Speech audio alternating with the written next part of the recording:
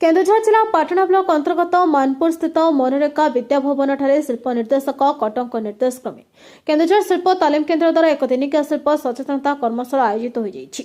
एथिसहित सर्वभारतीय हस्तशिल्प सप्ताह अवसर में कार्यक्रम माध्यम सरकार समस्त योजना और आर्थिक सहायता विषय सूचना दी जाइथिला। अणु क्षुद्र मध्यम शिल्प अंतर्भुक्त समस्त ग्रामीण शिल्पगुड़िक किपरि लोकमानक पाखरे पहुंची पारिबो एवं किपरि ग्रामांचल महिला पुरुष माने एथिरे उपकृत होई परिबे से विषय सूचना करा जाइथिला। कर्मशाला रे समाजसेवी तथा विद्याभवन सभापति धरित्री राउत मुख्य अतिथि रूपे जोग दैथिबा बेले DSC general manager Ajay Kumar Mahant, NABARD जिला अधिकारी खुरेश कुमार नायक, हस्ततंत्र एमएसएमई उपनिर्देशक ललाटेन्द्र सरदार, आरएससीटीआई निर्देशक हरेकृष्ण महंत जोग दैथिले। अन्यमानक मध्य समाज सेवक तथा वरिष्ठ सांबादिक मलय महापात्र, विद्याभवन संपादक आलोक मिश्र, मानपुर कंटियापड़ा और बलाणीपसी ग्रामर 60 ऊर्ध्व महिला और पुरुष जोग दैथिले।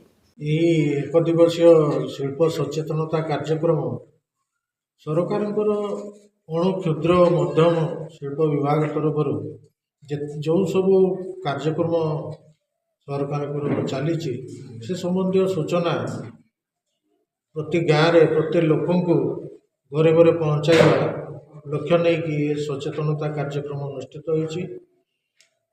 जो यही सचेतनता कार्यक्रम रे आमर आरसीटी जो regional self employment training institute रो डायरेक्टर महोदय तांको जते सब स्कीम आम एमएसएमई डिपार्टमेंट रो जते सब स्कीम तथा नाबार्ड डीडीएम को जते सब स्कीम आज यही मीटिंग रे समस्त को जनागला लोक मान जो कि से किसी गोटे जिनिस तैयारी करी योजनार लाभ नहीं से आत्मनिर्भर हो पारे से संबंधी आज कर्मशाला आयोजित होता। केन्दुझर पाटना ब्लॉक मानपुर आलोक मिश्र रिपोर्ट, न्यायवती टीवी।